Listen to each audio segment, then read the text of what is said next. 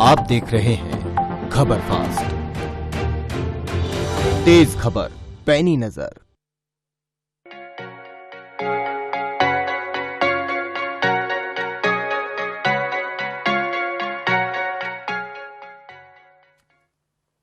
नमस्कार, मैं हूं यश खुराना। स्वागत है आपका डॉक्टर कार्यक्रम में।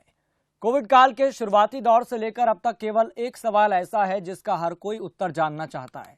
वो सवाल है कि कोरोना की वैक्सीन कब आएगी। हालांकि और भी सवाल है, लेकिन सबसे महत्वपूर्ण सवाल यही है। इसके इतर अगर बात करें देश में कोरोना की मौजूदा स्थिति क्या है, इसके बारे में तफसीलात से चर्चा करेंगे। तो ये जरूर कहा जा सकता है कि देश में पहले और अब की स्थिति में बहुत बड़ा अंतर है। बीच में देखा गया कि कोरोना का पीक भी आया, लेकिन फिर डाउन हो गया। देश में जिन परिवारों ने कोरोना का दंश झेला है या झेल रहे हैं, वही इसकी गंभीरता को समझ सकते हैं। लेकिन बस यहीं पर उम्मीद यही है कि कोरोना की वैक्सीन जल्द आ जाए। हर कोई यही उम्मीद से देख रहा है इसको। लेकिन वैक्सीन को लेकर पूरी दुनिया में जोरों शोरों से काम चल रहा है, शोध चल रहे हैं, अध्ययन चल रहे हैं। अलग अलग देशों में वैक्सीन की स्थिति अलग अलग है। हालांकि देशों ने वैक्सीन को लेकर अपने अपने दावे किए हैं। जैसे अमेरिका की हम बात करते हैं, अमेरिका की फार्मा कंपनी फाइजर और जर्मन बायोटेक फर्म बायोनटेक ने मिलकर कोरोना वैक्सीन बनाई है। कंपनी ने इस वैक्सीन का ऐलान किया है। कंपनी ने दावा किया है कि इस वैक्सीन से 90% तक कोरोना वायरस को रोका जा सकता है। तो वहीं अब सवाल यह है, भारत में वैक्सीन कब तक आएगी, कैसे पहुंचेगी, क्या प्रक्रिया होगी, कितनी डोज लेनी चाहिए, कितना खर्च होगा, वैक्सीन क्या 100% प्रभावी होगी, वैक्सीन को लेकर भारत कहां खड़ा है, हर व्यक्ति तक वैक्सीन कब तक पहुंचेगी, और भी बहुत से सवाल हैं जिन पर हम विस्तार से चर्चा करेंगे ताकि आप तक एक सही और एक सटीक जानकारी पहुंच सके। इस विषय पर हमारे साथ बात करने के लिए होंगे मशहूर senior consultant lieutenant general doctor Ved Chaturvedi, जो कि सर गंगाराम अस्पताल में कार्यरत है। और इसके साथ ही एक और आपको महत्वपूर्ण जानकारी बता देते हैं कि अगर आपका भी इस विषय से जुड़ा कोई सवाल है तो आप हमें कॉल कर सकते हैं, सुझाव ले सकते हैं, परामर्श ले सकते हैं। लगातार आपकी टीवी स्क्रीन पर नंबर फ्लैश होते रहेंगे। तो वैक्सीन को लेकर आपके जहन में कोई भी सवाल आता है, आप हमें तुरंत कॉल कीजिए। लगातार आपकी टीवी स्क्रीन पर नंबर फ्लैश होते रहेंगे। आपके जहन में इस विषय से जुड़ा हुआ कोई भी सवाल कि भारत में वैक्सीन कब तक आएगी, किस तरीके से इसका निर्माण किया जा रहा है, इतनी देर क्यों लगी, और एक डोज लेनी चाहिए, दूसरी डोज लेने में इतना वक्त क्यों लगता है, और किस तरीके से भारत विश्व के मानचित्र की अगर तुलना करें, एक बनिस्बत करें, तो यहाँ पर भारत कहां पर खड़ा है, सबसे बड़ा सवाल यहाँ पर यह है। और भारत के प्रत्येक व्यक्ति तक वैक्सीन कब तक पहुंचेगी। हालांकि सरकार की तरफ से, भारत सरकार की तरफ से इसको लेकर एक बजट आवंटित कर दिया गया है। 20,000 करोड़ रुपए सरकार ने तय कर दिए हैं। लेकिन देखने वाली बात यहां पर यह होगी कि आखिरकार प्रत्येक व्यक्ति तक वैक्सीन कैसे पहुंचेगी और हमारा इसको लेकर एडमिनिस्ट्रेटिव और हमारी सरकार इसके लिए कितनी तैयार है, भारत कहां पर खड़ा है, इसको लेकर हम तफसीलात से चर्चा करेंगे। तो आपको बता दें कि हमारे साथ डॉक्टर जुड़ गए हैं। कार्यक्रम का सिलसिला आगे बढ़ाते हैं। हमारे साथ डॉक्टर वेद चतुर्वेदी जी जुड़ गए हैं, जो कि कंसल्टेंट और लेफ्टिनेंट जनरल है। वेद चतुर्वेदी जी, आपका बहुत बहुत स्वागत है खबर फास्ट पर। नमस्कार जी डॉक्टर साहब, मेरा सबसे पहला ये सवाल है कि भारत की जो वैक्सीन है वो कब तक तैयार हो जाएगी, और विश्व के मानचित्र के हिसाब से अगर तुलना करें तो भारत कहां पर खड़ा है? देखिए, वैक्सीन साइंस जो है जी, कोई बहुत नई चीज नहीं है इस कंट्री के लिए। जी, वैक्सीन के क्षेत्र में हम लोग मुखी, इसीलिए कि जो हमारा प्रोडक्शन है, जी, आफ्टर ऑल ये इन्फेक्शन पहला नहीं है जी, इन्फेक्शन हमारे यहाँ बीमारियां हैं वो इन्फेक्शन से ज्यादा रिलेटेड हैं।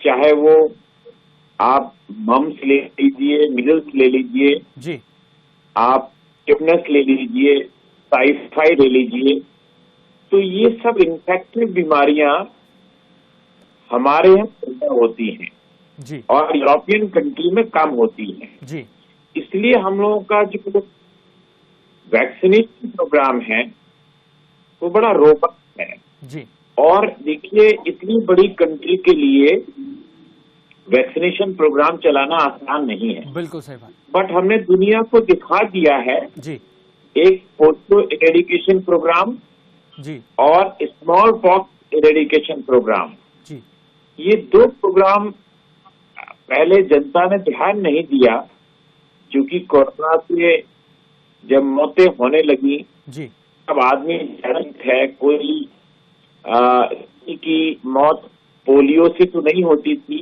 जी, बट पोलियो का एक सक्सेसफुल हमारे पास प्रोग्राम था जो हमने वैक्सीनेशन के द्वारा अचीव किया। जी, 100% वैक्सीनेशन किया एंड मेरा पूर्ण विश्वास है जी, कि कोरोना के लिए भी देखिए वैक्सीनेशन इफेक्टिव होगी। 4 वैक्सीन हैं। जी, जब भी वैक्सीन बनाई जाए आप कोरोना वायरस डाल दीजिए एक आदमी को जी, और उसके अगेंस्ट में एंटीबॉडी तो वो आइडियल है। जी, बट कोरोना वायरस यदि हम डाल दें तो उसको कोरोना भी हो सकता है। जी, इसीलिए सेफ्टी के लिए ये डाला गया कि या तो आप कोरोना वायरस है उसका प्रोटीन, जैसे फुटबॉल है ना, तो फुटबॉल का आउटर कवर, जी, तो ये आउटर कवर जो है उसको बोलते हैं प्रोटीन। जी, इसको बोलते हैं स्पाइक प्रोटीन, क्योंकि स्पाइक तरीका है। जी, तो बाकी पूरा वायरस को नहीं डालते, सिर्फ वायरस का प्रोटीन डालते, जी, तो उसकी बेस में बनाई जाती है। तो इसको बोलते हैं हम लोग के प्रोटीन, जो प्रोटीन डालने से जो एंटीबॉडी बनती है वो वैक्सीन जो है तो हमारी बहुत पुरानी टेक्नोलॉजी पे आधारित है। जी, जो नई टेक्नोलॉजी है उसको बोलते हैं mRNA वैक्सीन। mRNA वैक्सीन आज तक किसी बीमारी के लिए हमने ट्राई नहीं किया है। mRNA वैक्सीन पहली बार कोरोना के लिए ट्राई किया जा रहा। जी, ये 2 कंपनियां हैं, एक फाइजर जी, और दूसरा है मॉडर्ना। मॉडर्ना, जी, ये दोनों mRNA वैक्सीन है। mRNA वैक्सीन बहुत इफेक्टिव वैक्सीन में मानी जाती है, जी, बट चूंकि आज तक इसका उपयोग नहीं हुआ है, देखिए करीब 50 लोगों की वैक्सीन अवेलेबल है, जी, तो mRNA वैक्सीन कभी यूज नहीं हुआ है। तो mRNA वैक्सीन जब यूज होता है तो इसकी इफेक्टिविटी इतनी सारी होती, तभी कहा गया है 95%, 90%। तो ये 2 वैक्सीन जो है फाइजर और मॉडर्ना दोनों वैक्सीन है, 90% होता है ये वैक्सीन है। फाइजर वैक्सीन की प्रॉब्लम ये है कि इसको रखने के लिए हमें डीप जिसका टेम्परेचर करीब -80 हो, तो प्रॉब्लम हम लोग की है क्योंकि हमको जगह दराज में पहुंचाना पड़ेगा। बाकी जितनी वैक्सीन हैं उन वैक्सीन में इतनी प्रॉब्लम नहीं आएगी, एक नॉर्मल में भी रखी जा सकती है। जी, जैसे हमारी जो इंडियन वैक्सीन है वो ऑक्सफोर्ड की सहायता से जो हम बना रहे हैं, जी, और ऑक्सफोर्ड और एस्ट्राजेनेका की सहायता से जी, जो पूना इंस्टीट्यूट है, पूरा सीरम इंस्टीट्यूट, जी, उसके लिए एक नॉर्मल फ्रिज की जरूरत है और वो एक प्रोटीन वैक्सीन नॉन आयरन है, उसकी इफिशिएंसी थोड़ी कम हो सकती है, बट याद रखिए कोई भी वैक्सीन 6% इफेक्टिव है उसको एक्सेप्ट करते हैं। जो स्पुतनिक वैक्सीन रशियन वैक्सीन है जी, वो उसके लिए भी नॉर्मल उसके ऊपर डिलीवरी की जरूरत नहीं है। जो ICMR की सहायता जो भारत टेक्नोलॉजी जो बड़े बायोटिक उसका अभी डॉक्टर साहब मैं यहाँ पर आपको रोकना चाहूंगा, आपकी आवाज ठीक ढंग से हमारे तक नहीं पहुंच पा रही। मैं अपनी टीम को कहूंगा कि इस समस्या को सुलझाया जाए, लेकिन दर्शकों को एक दोबारा से जानकारी बता देते हैं। अगर दर्शकों के जहन में कोई भी इस विषय से जुड़ा सवाल आ रहा है तो लगातार आपकी टीवी स्क्रीन पर नंबर फ्लैश हो रहे हैं, आप इस विषय से जुड़ा कोई भी सवाल पूछ सकते हैं। बहुत से सवाल हैं और सबसे बड़ा यहाँ पर यही सवाल है, कोरोना काल के इब्तदाई दौर से लेकर अब तक एक सवाल जो बहुत महत्वपूर्ण है, जो देश के प्रत्येक व्यक्ति के जहन में घुमर रहा है कि भारत में वैक्सीन कब आएगी। क्योंकि अगर यहां पर देखा जाए कि भारत की जो स्थिति है बाकी सभी देशों की तुलना में एक तरह से कही जाती है कि चुनौतीपूर्ण है, क्योंकि अमेरिका और ब्रिटेन ने दावा कर दिया है कि फाइजर की जो वैक्सीन है वो लोगों को लगाना शुरू कर दिया है, उसका टीकाकरण का कार्यक्रम उसके शुरू कर दिया है। लेकिन भारत में टीकाकरण का कार्यक्रम कब शुरू होगा, लोग इसी आस में बैठे हैं, इस उम्मीद से देख रहे हैं। लेकिन अगर देखा जाए तो यहाँ पर तमाम सवाल जो हैं वो सरकार की तरफ से भी इसको लेकर तैयारियां पूरी की जा रही हैं, और सरकार की तैयारियों को लेकर हमारे दर्शक क्या सोचते हैं, आप अपने सुझाव भी दे सकते हैं, आप सवाल भी पूछ सकते हैं। लगातार आपकी टीवी स्क्रीन पर नंबर फ्लैश होते रहेंगे। चलिए अब कार्यक्रम का सिलसिला दोबारा से आगे बढ़ाते हैं। आपको बता दें कि हमारे साथ डॉक्टर वेद चतुर्वेदी दोबारा से जुड़ गए हैं।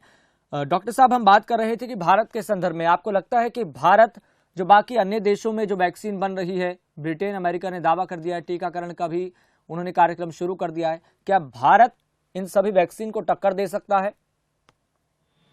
हमारा वैक्सीन के क्षेत्र में हम लोग बड़े राष्ट्र के लिए बहुत और सारी वैक्सीन बनाते हैं जी। तो ये वैक्सीन बनाने में कोई बहुत बड़ी उपलब्धि नहीं आएगी। हाँ, लगता है कि जैसे हमने गवर्नमेंट ने एक बहुत बड़ा बजट वैक्सीन के लिए रखा हुआ है कि हम एक्सपेक्ट करेगा कि ये वैक्सीन फ्री ऑफ कॉस्ट होगी जी। हो सकता है कि जो वैक्सीन है हो वो शायद मेट्रो में ज्यादा प्राप्त होगी, क्योंकि बहुत दूर दराज के क्षेत्र में नहीं भेज पाएंगे हम लोग जी। देश के प्रत्येक व्यक्ति को सीधे तौर पर छूता है, एक उम्मीद जगाता है, क्योंकि तमाम तरह के सवाल यहाँ पर आ रहे थे इब्तदाई दौर से लेकर अब तक। भारत में जो कोरोना को लेकर स्थिति है बीच में भयानक हुई, हालांकि अभी भी मामले सामने आ रहे हैं और सभी लोगों को एहतियात बरतना जरूरी है। आपको बता दें कि हमारे साथ सर गंगाराम अस्पताल में कार्यरत कंसल्टेंट और lieutenant general doctor Ved Chaturvedi जुड़ चुके हैं। डॉक्टर साहब, हम बात कर रहे थे कि भारत क्या अन्य देशों में जो वैक्सीन बन रही है उन वैक्सीन को टक्कर दे सकता है? हम टक्कर देने की बात तो नहीं कह रहे हैं जी, बट हमारी जो मेडिकल व्यवस्था है वो उतनी ही कॉम्पिटेंट है, और ये मैं आपको एश्योर कर सकता हूँ जी कि बहुत कम हिंदुस्तानियों को ये मालूम है नहीं है एक्चुअली कि हमारी जो मेडिकल व्यवस्था के क्षेत्र में जी हम लोग यूरोप और अमेरिका से भी बहुत आगे हैं जी। क्योंकि हम लोगों में एक हीन भावना है। हम लोग हमेशा सोचा करते हैं कि शायद हम हर चीज में पिछड़े हुए हैं जी। तो ये मैं आपको बताना चाहता हूँ, चाहे वो यूएस हो चाहे वो यूके हो, वहाँ 60% जो डॉक्टर्स हैं वो इंडियन ओरिजिन के हैं जी। तो वो वहाँ की मेडिकल व्यवस्था को चला रहे हैं। हाँ, हमारी प्रॉब्लम दूसरी तरह की है। हमारी प्रॉब्लम है कि हम जो इस वैक्सीन को बना भी लेंगे, हम लोग वैक्सीन बनाया जा रहा है जी। और हमसे रिसर्च में वो लोग जरूर आगे हैं जी। ये मैं मानता हूँ, और वैक्सीन के क्षेत्र में हम लोग मुखिया हैं। वैक्सीन की प्रॉब्लम आएगी सिर्फ कि कितनी इफेक्टिव है। बिल्कुल, यहाँ पर यह सबसे बड़ा सवाल है। और अमेरिका ने भी डॉक्टर साहब जिस तरीके से दावा किया था कि जो फाइजर और जो बायोटेक है उसने दावा किया कि जो हमारी वैक्सीन है 90% तक कारगर है। क्या भारत के संदर्भ में अगर ये देखें, जो भारत वैक्सीन का निर्माण कर रहा है, क्या एक सवाल यहाँ पर ये महत्वपूर्ण है कि क्या भारत की वैक्सीन 100% कारगर होगी, या कोई वैक्सीन भी 100% कारगर होती है क्या? नहीं, कोई भी वैक्सीन 100% कारगर नहीं होती। हमेशा याद रखिए, वैक्सीन का मतलब ये नहीं है कि आपको इन्फेक्शन नहीं होगा जी, बट इन्फेक्शन होगा तो माइल्ड होगा जी। और आप जब माइल्ड होगा तो आप दूसरे को ट्रांसमिट भी कम करेंगे जी, और आप हॉस्पिटल में एडमिट होने के चांस कम होंगे आपके जी। तो 2-3 तरह से होता है। कोई भी वैक्सीन यदि कम्युनिटी में 50% से ज्यादा इफेक्टिव है तो उसको इफेक्टिव वैक्सीन माना जाता है जी। तो ये सब वैक्सीन 50% से ज्यादा इफेक्टिव हैं और इनका एक बहुत बड़ा मकसद है कि सोसाइटी में हम वो स्थिति पैदा कर दें जी जिसको हम लोग बोलते हैं हर्ड इम्यूनिटी। जी। जी हाँ। और अगर बात करें कि वैक्सीन लगने के बाद क्या दोबारा कोरोना हो सकता है, हालांकि आपने उत्तर दिया, कहीं ना कहीं इस बात के संकेत जरूर मिल गए। हाँ, हो सकता है कि वैक्सीन, ये डिपेंड करेगा कि आपका जो इम्यून सिस्टम है जी वो भी कितना स्ट्रांग है। क्या होता है कि जो आप वैक्सीन दे रहे हैं वो वायरस का अंश है जिसको हम लोग बोलते हैं एंटीजन, जी और आपका जो इम्यून सिस्टम है वो एंटीबॉडी बनाता है। जी तो ये भी डिपेंड करता है कि आपका सिस्टम कितना स्ट्रांग है। तो एक सिंगल फैक्टर नहीं है, कई और फैक्टर्स पे भी डिपेंड करता है। आपका प्रोटेक्शन रेट काफी होगा जी बट इसकी कोई पूर्णतः गारंटी नहीं ली जा सकती। जी। डॉक्टर साहब, देश में एक खबर जो है वो कहीं ना कहीं लोगों को निराश जरूर कर रही है। मैं आपसे इस बारे में जिक्र करना चाहूंगा। हरियाणा के गृह मंत्री अनिल विज को कोवैक्सीन की पहली डोज दी गई, जिसके बाद तीसरे ट्रायल की शुरुआत हुई थी। उनको पहली डोज दी गई, लेकिन डोज के बाद उनकी तबीयत लगातार बिगड़ती जा रही है। क्या इससे माना जाए कि जो एडवांस जो ट्रायल हो रहा था ये हम इसमें फेल हो गए हैं? नहीं, अभी ये भी क्लियर नहीं है कि वो वैक्सीन दिया गया था उनको या प्लेसिबो दिया गया था। इस बारे में भी जिक्र करूंगा डॉक्टर साहब मैं आपसे। जी। जब ये ट्रायल होते हैं तो इसमें किसी को ये नहीं मालूम होता कि एक तरह की सिरिंज बनाई जाती है, उसमें एक सिरिंज में पानी होता है जी और एक में वैक्सीन होती है। तो ये देने वाले को भी पता नहीं होता कि वो पानी दे रहा है कि वैक्सीन, वो अलग से एक डाटा होता है। जी तो हाँ, ये बात मानता हूं कि यदि ये मान भी लिया जाए कि उनको वैक्सीन दी गई थी जी तो अभी तो एक ही सिंगल डोज लगा है। जी उसके बाद तो जब तक इम्यून सिस्टम, तो जब 2 डोज लगाए जाएंगे तो 4 to 6 वीक्स के बाद ये वैक्सीन काम करती है। जी। तो इसको एनालाइज किया जाएगा डिटेल में कि क्या कारण है कि उनको वैक्सीन का एक डोज, और शायद वैक्सीन नहीं भी लगी हो, ये भी हो सकता है, सिर्फ पानी लगा हो। ये कहना, ये मान लिया जाए कि वैक्सीन था जी तो इसको और एनालाइज किया जाएगा। जी। डॉक्टर साहब, एक और मैं आपसे सवाल पूछना चाहूंगा। इससे पहले कि मैं सवाल पूछूं कि वैक्सीन और जो आपने जिक्र किया प्लेसिबो का अंतर, इसमें अंतर जानने से पहले हम एक सवाल एक दर्शक का ले लेते हैं। नरवाना से हमारे साथ एक दर्शक जुड़ गए हैं, दिनेश। दिनेश जी, आपका बहुत बहुत स्वागत है। आपका सवाल क्या है? नमस्ते जी। जी नमस्ते जी।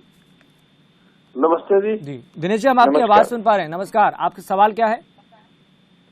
हेलो, ऐसा है जी, ये हमारे अनिल विज जी बीमार हो गए जी। इनको वैक्सीन दी गई थी, क्या पता नहीं क्या टिक्का लगाया था जी। भगवान की दया से डॉक्टर भगवान होते हैं, इनका इलाज देश में बहुत जरूरी है जी, इस इंसान की बहुत जरूरी है। ये आदमी एक ईमानदार है इस गवर्नमेंट के अंदर जी, हरियाणा गवर्नमेंट में कुछ बोलता है तो सही बोलता है जी, तो इसकी मनो या ना मनो, लेकिन ऐसे इंसान यदि देश ऐसे होने लग गए तो बहुत बुरा बात। मतलब दिनेश जी, आपका सवाल ये है कि ट्रायल के बाद जो उनको डोज दी गई है उसके बाद लगातार उनकी तबीयत बिगड़ती जा रही है। इस बारे से मैंने डॉक्टर साहब से सवाल पूछा था जी। चलिए दिनेश जी, बहुत बहुत धन्यवाद सवाल पूछने के लिए। डॉक्टर साहब, दर्शकों के जहन में भी यही सवाल है कि गृह मंत्री को डोज दी गई तीसरे ट्रायल की शुरुआत की, लेकिन तबीयत बिगड़ती गई। हालांकि आपने उसका उत्तर दे दिया, हम आगे बढ़ते हैं इस बात को लेकर। आपसे जानना चाहते हैं कि वैक्सीन और प्लेसिबो में क्या अंतर होता है, कैसे हम पता कर सकते हैं, और इसमें अगर परिणाम की बात करें तो कैसे इसमें अंतर देखा जा सकता है? तो ये दर्शकों को मैं बताना चाहता हूं जी कि यूरोप में किसी चीज को ये दिखाने के लिए कि ये इफेक्टिव है कि नहीं जी, तो उसी तरह की, जैसे आप किसी गोली को ट्राई करना चाहते हैं कि भाई ये बाबा रामदेव ने ये गोली बनाई है, इफेक्टिव है कि नहीं जी, उसी साइज, शेप, कलर की एक और गोली बनाई जाती है जी, जिसमें कि जिसमें वो दवाई नहीं होती, सिर्फ वो शक्ल सूरत वैसी लगती है। इसको प्लेसिबो बोलते हैं जी। तो प्लेसिबो क्या करते हैं, जैसे 100 लोगों को आपने प्लेसिबो दे दिया जी, जिसमें एक्चुअल दवाई नहीं है, और 100 लोगों को एक्चुअल दवाई दे दी, जी, तब उसके बाद ये डाटा इकट्ठा होता है और जो आदमी ये दवा दे रहा है जी, उसको भी मालूम नहीं रहता कि इसमें असली दवाई कौन सी है जी, इसी पद्धति को बोलते हैं। तो पेशेंट को भी नहीं मालूम और डॉक्टर साहब को भी नहीं मालूम जी, कि ये असली दवाई दे रहे हैं, बट इसको जो रिकॉर्ड करने वाला होता है वो दूसरा होता है। जी, तो इसको बोलते हैं डबल ब्लाइंड। जी। तो डबल ब्लाइंड के मतलब डॉक्टर साहब को भी नहीं मालूम और ना पेशेंट को मरीज भी को नहीं मालूम, मालूम। बिल्कुल। जी, डॉक्टर साहब अगर बात करें डोज के बारे में, हम जिक्र कर रहे थे पहली और दूसरी डोज, इसमें अंतराल क्यों होता है और मतलब दोनों ट्रायल के बाद ये तय कैसे किया जाता है कि ये प्रभावी है या फिर प्रभावी नहीं है? किस तरीके से इस रिजल्ट का आकलन किया जाता है?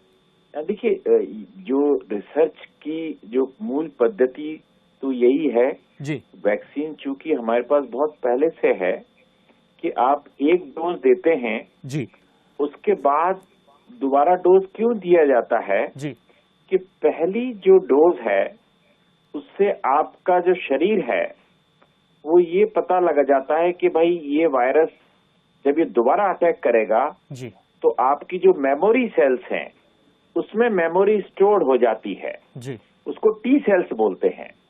तो आपने जब पहली बार वैक्सीन दिया तो उसकी मेमोरी उस टी सेल्स में स्टोर्ड हो जाती है। जी, तो जब दोबारा आप देते हैं उसको बूस्टर डोज कहा जाता है।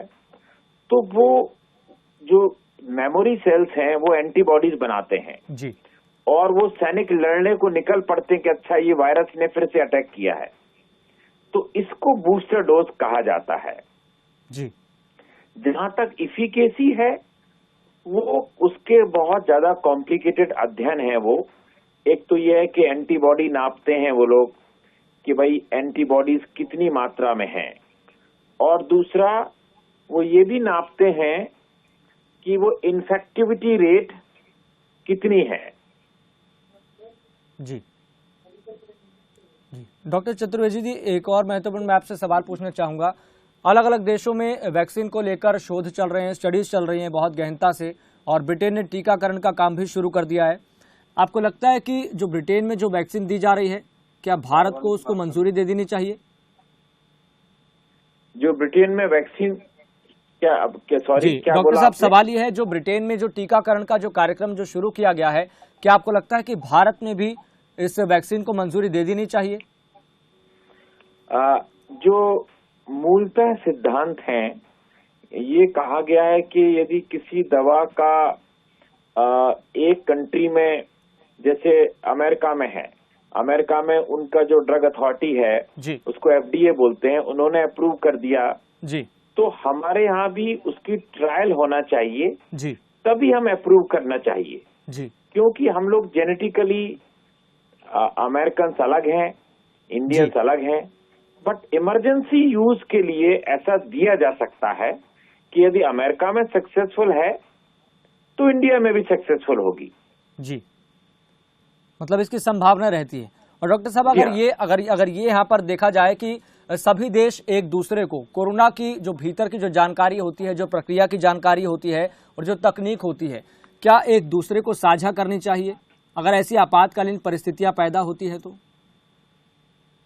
हाँ, तो यूनाइटेड नेशन इस पे ऑलरेडी काम कर रहा है जी, उन्होंने ऑलरेडी एक ग्रुप बनाया हुआ है जिसमें उन्होंने एक फंड भी निश्चित किया हुआ है जी, जिसमें मोर देन 70-80 कंट्रीज ने ऑलरेडी ज्वाइन किया हुआ है जी, तो इस पे चर्चा हो रही है कि भाई जो टेक्नोलॉजी है तभी तो ये संभव हो पाया है जी, कि आज अमेरिका में रिसर्च होती है तो ऑलमोस्ट सेम रिसर्च इंडिया में होती है, तो हम पूरा प्लेटफॉर्म एक दूसरे से शेयर हो रहा है साइंस में, जी, तभी ये संभव है। जी। डॉक्टर साहब, मेरा एक और ये सवाल है कि बीच में सरकार ने 2 दवाइयों को मंजूरी दी थी, जिसका नाम है रेमडेसिविर और हाइड्रोक्सीक्लोरोक्विन। आपको लगता है कि अगर उनका इस्तेमाल अभी तक हो रहा होता तो कुछ स्थिति बेहतर होती, अगर वैक्सीन की भी हमें जरूरत ना पड़ती तो? नहीं, देखिए, वैक्सीन और ट्रीटमेंट दो अलग अलग चीजें हैं। जी, वैक्सीन तो रोकने के लिए है और ट्रीटमेंट ये है कि यदि आपको बीमारी हो जाए जी। और कई दवाइयां भी, जैसे हाइड्रोक्सीक्लोरोक्विन का आपने चर्चा किया जी। तो हाइड्रोक्सीक्लोरोक्विन का ये कहा गया था कि आप वीकली लेंगे तो आपको बिल्कुल जिसको प्रिवेंटिव रोल भी है, बट बाद में कुछ कन्फ्लिक्टिंग रिपोर्ट्स आए। जो कुछ इंडियन रिपोर्ट्स कहते हैं कि जो डॉक्टर और नर्सेज ले रहे थे उनको कम हुआ है, बट अमेरिका और यूरोप वाले बोलते हैं कि नहीं, ऐसा कुछ नहीं है, इफेक्टिव नहीं है जी। रेमडेसिविर का ये है कि हाँ, यदि आप देते हैं कोई सीरियस पेशेंट को तो उसकी रिकवरी 3-4 दिन जल्दी होती है। फिर भी आज तक कोई दवाई नहीं बनी है जी। ना हाइड्रोक्सीक्लोरोक्विन ना रेमडेसिविर। ये दोनों ही दवाइयां इफेक्टिव जरूर हैं जी, बट एक रामबाण नहीं है। रामबाण नहीं, बिल्कुल। और कई रिपोर्ट भी इसको लेकर सामने आई थी। डॉक्टर साहब, मेरा अंतिम सवाल यह है, जब तक वैक्सीन नहीं आती है तब तक लोग अपना बचाव कैसे रखें, एहतियात कैसे बरतें? सबसे जो कारगर और सबसे प्रभावी क्या हो सकता है? जो बार बार पूरे देश में, पूरे विश्व में चर्चा होती है, आज भी कोरोना है जी। लकीली इस देश में अभी थोड़ा कम है, बट अमेरिका में 3000 डेथ हर दिन हो रही हैं जी। तो हमें वही जो बार बार हम लोग कहते हैं कि भाई मास्क लगाना चाहिए, हाथ साबुन से धोना चाहिए, अल्कोहल बेस्ड जो डिसइंफेक्टेंट्स वो यूज करने चाहिए, और एक सोशल डिस्टेंसिंग है, वो जो 2 गज की दूरी, वो जो बार बार हो रहा है जिससे हम लोग परेशान भी हैं सुनते सुनते, बट वही एक जो चीजें जो काम कर रही है, जो कुछ काम कर रहा है इस समय हमारे पास वैक्सीन नहीं है, हमारे पास दवाई नहीं है, बट मास्क से प्रिवेंशन ये साइंटिफिकली प्रूव है। जी बिल्कुल, मास्क और सैनिटाइजर, मास्क लगाएंगे, वैक्सीन का पर्याय हम कह सकते हैं इसको। जी हाँ, अभी वैक्सीन आ गई है बट शुरुआत नहीं हुआ है। मेरा मतलब है कि उसका कोई ग्राउंड पे हमारे पास प्रूव नहीं है, अभी सिर्फ रिसर्च के बेसिस पे है, लेकिन बहुत हद तक इससे बचाव हो सकता है डॉक्टर साहब, ये कह सकते हैं। जी हाँ जी, बट मास्क से बचाव हो सकता है, साबुन हाथ धोने से बचाव हो सकता है, सोशल डिस्टेंसिंग से बचाव हो सकता है। चलिए, डॉक्टर वेद चतुर्वेदी जी, बहुत बहुत धन्यवाद इस खास कार्यक्रम में जुड़ने के लिए। दर्शकों तक एक एक जानकारी पहुंचाई आपने। तो खबरफास्ट भी दर्शकों से यही अपील करता है कि आप सोशल डिस्टेंसिंग का पालन कीजिए और मास्क लगाएं, और सार्वजनिक जगह पर जाते हैं तो सोशल डिस्टेंसिंग अनिवार्य रखिए। फिलहाल आपका डॉक्टर में इतना ही, मुझे दीजिए इजाजत। देखते रहिए खबरफास्ट।